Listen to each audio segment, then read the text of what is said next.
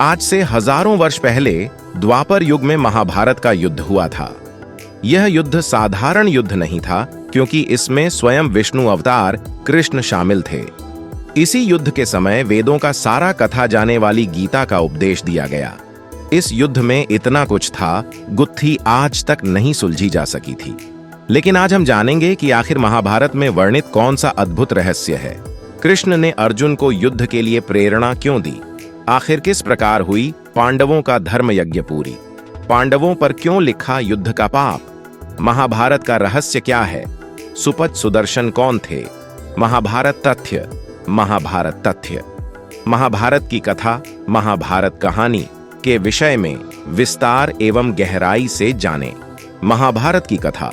महाभारत कथा। महाभारत द्वापर युग में मध्य साम्राज्य के सैनिकों के लिए युद्ध हुआ था। एक ओर धृतराष्ट्र और गांधारी के पुत्र कौरव थे, वहीं दूसरी ओर पांडु और कुंती और माद्री से पांचवें पुत्र पांडव थे।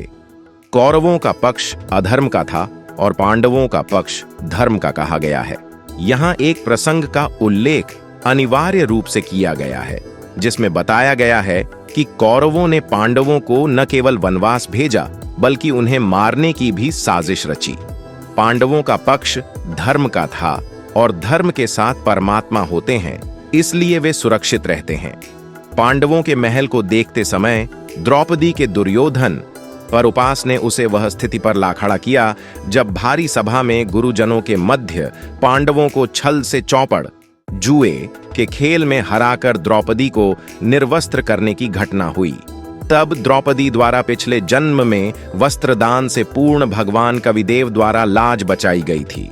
इसके बाद दीक्षा हुई युद्ध की भूमिका और इतिहास का सबसे बड़ा महायुद्ध महाभारत। पांडवों और कौरवों के मध्य युद्ध के पूर्व कई प्रसंग हैं।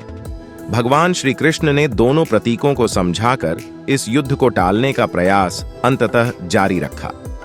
युद्ध हुआ और कृष्ण की सेना कौरवों ने ली और श्री कृष्ण स्वयं सारथी प्रकट हुए अर्जुन के साथ, अर्थात पांडवों के पक्ष में रहे। यहां ध्यान देने योग्य बात यह है कि कृष्ण भगवान ने स्वयं हथियार न उठाने की प्रतिज्ञा ले रखी थी। महाभारत के युद्ध के समय अर्जुन के अंदर अहिंसा का भाव प्रकट हुआ। अर्जुन ने अपने शस्त्रागार और अपने गुरुजनों पर हथियार समूह पाप न करने का विचार अपने सारथी भगवान श्री कृष्ण के साथ रखा। तब भगवान कृष्ण ने कहा था, युद्ध करना ही मेरे साथ है। यहां ध्यान दें, जो कृष्ण युद्ध न करने के लिए समझाते रहे, वे अब कहते हैं युद्ध करना। गीता अध्याय 2 श्लोक 87 एवं 28। साथ ही यह रहस्य अब तक छुपा हुआ है कि गीता का ज्ञान कृष्ण ने नहीं, बल्कि उनके पिता ज्योति निर्जन क्षर पुरुष ने दिया है, जिन्होंने अर्जुन को निमित्त मारने के लिए प्रेरित किया था। गीता अध्याय 11 श्लोक 33। साक्ष्य सहित देखने के लिए देखें गीता का ज्ञान काल भगवान ने। तत्पश्चात अर्जुन ने युद्ध किया था। महाभारत के युद्ध में कई हत्याएं, मारकाट और रक्त युद्ध में पांडव विजयी और कौरव मारे गए। इंद्रप्रस्थ पर राज तिलक होने के बाद, राजा की गद्दी के बाद ही युद्ध को बुरा सपना आया। उन सपनों में युद्ध की हिंसा, अनाथ बच्चों का विलाप और विधवाओं का रुदन और बुरे तरह के बिलखते लोग दिखाई देते हैं। लगातार आ रहे इन सपनों के कारण अन्य श्रमिकों द्वारा मजदूरों पर लगे रहने के कारण उन्होंने बताया। कृष्ण जी पांडवों के गुरु थे। गीता अध्याय 2 श्लोक 27 एवं गीता अध्याय 4 श्लोक 3। गुरु थे। गीता अध्याय 2 श्लोक 27 एवं गीता अध्याय 4 श्लोक 3। तब पांडवों ने अपने गुरु श्री कृष्ण से इसका कारण पूछा। कृष्ण जी ने बताया कि युद्ध का कारण पांडवों के सिर पर हिंसा और बंधुघात का महापाप है। इसके लिए श्री कृष्ण जी ने एक अश्वमेघ यज्ञ का वर्णन किया है, जिसमें संपूर्ण पृथ्वी सहित साधु, संत, अर्षि, देवताओं को भी भोजन की बात बताई गई है। एक पंचायन यानी पंचमुखी शंख को दोपहर 12 बजे रखा जाएगा, जिसमें पांडवों के सिर पर 3 तापों के उत्पात का अंत बताया जाएगा। यदि शंख नहीं बजाया तो यज्ञ नारा है। गीता अध्याय 3 श्लोक 13 में भी ऐसा समाधान है। अर्जुन यह सुनकर हतप्रभ रह गए कि श्री कृष्ण ने तो युद्ध में कहा था कोई पाप नहीं, फिर यह कैसी बात है। बुरा वे शांत रहे। दरअसल महाभारत के युद्ध में गीता ज्ञान देने वाले कृष्ण नहीं बल्कि काल भगवान थे। तो भगवान कृष्ण के कहे अनुसार खरबों की अपील पर यह यज्ञ एवं भोज आयोजित किया गया। पंचमुखी शंख को एक स्थान पर रखा गया है। ऐसे हजारों ऋषियों में शामिल हैं सभी अर्षि, महर्षि, ब्रह्मर्षि, नौनाथ, 84 सिद्ध, योगी, त्रिलोकों के देवता, 56 करोड़ यादव, 12 करोड़ ब्राह्मण, 23 करोड़ देवता, आम जनता, जिसमें कृष्ण जी ने भी भोजन नहीं किया।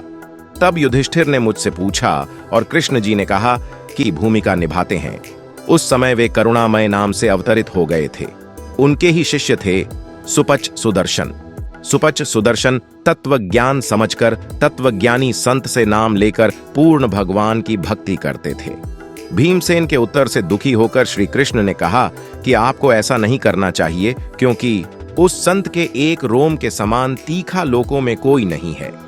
पांचों पांडवों को साथ लेकर स्वयं श्री कृष्ण उस सात्विक संत को लेकर पहुंचे। दूसरे सुपच सुदर्शन को तत्वदर्शी संत करुणामय रूप में भगवान ने कहीं और भेज दिया और स्वयं सुपच के रूप में धारक को भगवान ने कहीं भेज दिया। यहां श्री कृष्ण ने एक योजना अर्थात 12 किमी दूर रथ खड़ा किया और पैरवी मूव बनाया। कृष्ण जी को अपनी कुटिया पर देखकर सुपच सुदर्शन ने आने का कारण पूछा। तब श्री कृष्ण ने कहा था कि पांडवों ने एक अश्वमेघ यज्ञ किया था। भीमसेन ने दी आपकी शर्त से असहमत।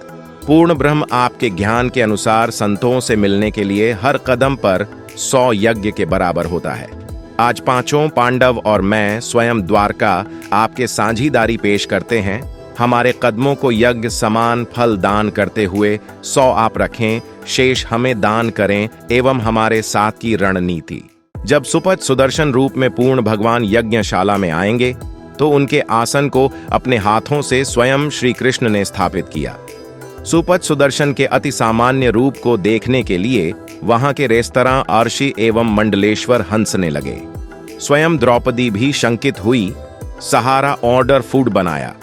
सुपच रूप में भगवान ने नाना प्रकार के भोजन को थाली में एक साथ और 5 ग्रास बनाकर रख लिया। द्रौपदी ने मन ही मन दुर्भावना से विचार किया कि न तो इसमें संत के लक्षण हैं और न खाने का गुण।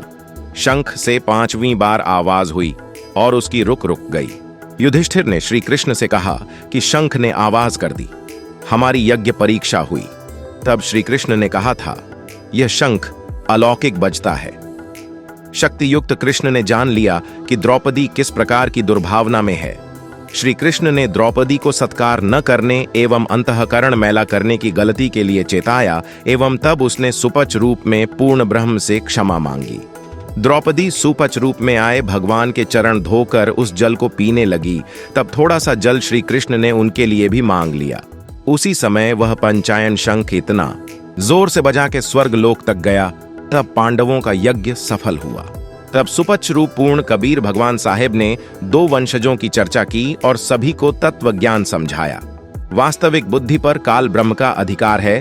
गीता अध्याय 7 के श्लोक 8 एवं 9 में कहा गया है कि बलवानों की बुद्धि उसके हाथ में है।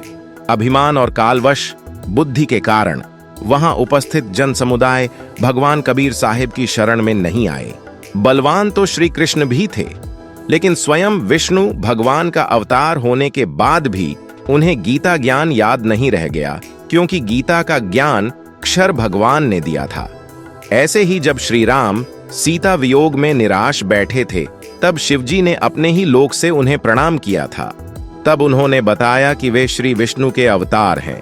तब शिवजी ने उन्हें मना लिया, क्योंकि भगवान शिव ने उन्हें भगवान शिव के रूप में स्थापित किया था।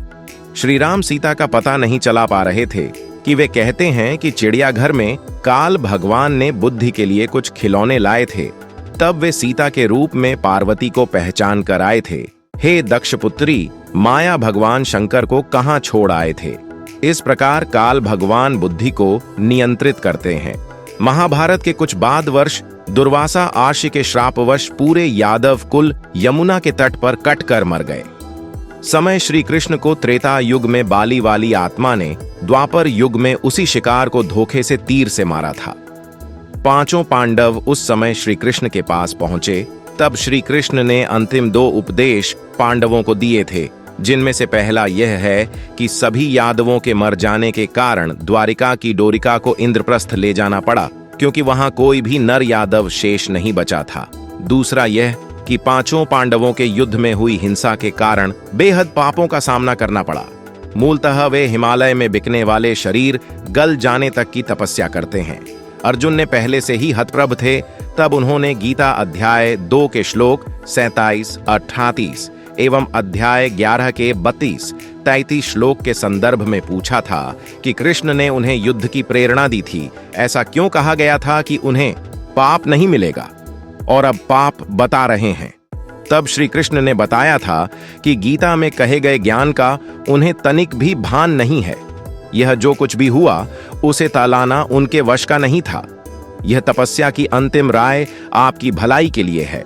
श्री कृष्ण की मृत्यु के बाद जब अर्जुन द्वारका के सभी साथी वापस आए, तब रास्ते में जंगली लोगों ने अर्जुन को न केवल जोड़ा, बल्कि कुछ स्त्री एवं धन लूट कर ले गए।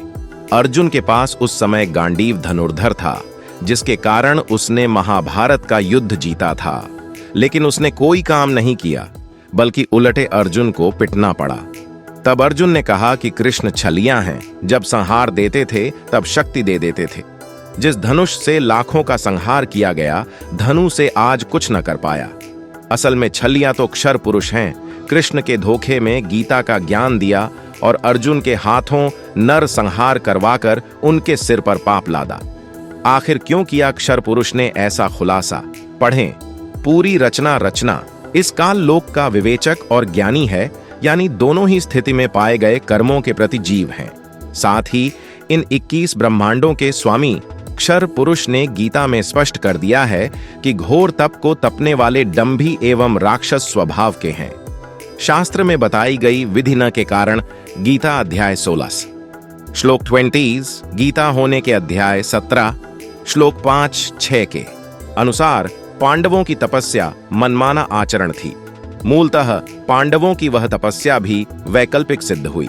गीता अध्याय 6 के श्लोक 3 से 8 में भी हठयोग बताया गया है। मूलतः पांडव पाप मुक्त नहीं हुए, काल बुद्धि हर होती है। काल ने जिस कृष्ण के शरीर में प्रवेश किया, जो ज्ञान ने कहा, वही ज्ञान कृष्ण भूल गए। मथुरा वेद व्यास द्वारा लिपिबद्ध करवा दिया गया।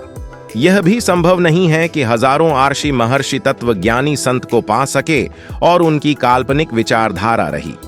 वे केवल ब्रह्मलोक की साधना कर सकते हैं, क्योंकि वे पुनः पृथ्वी लोक में अन्य योनियों में आते हैं।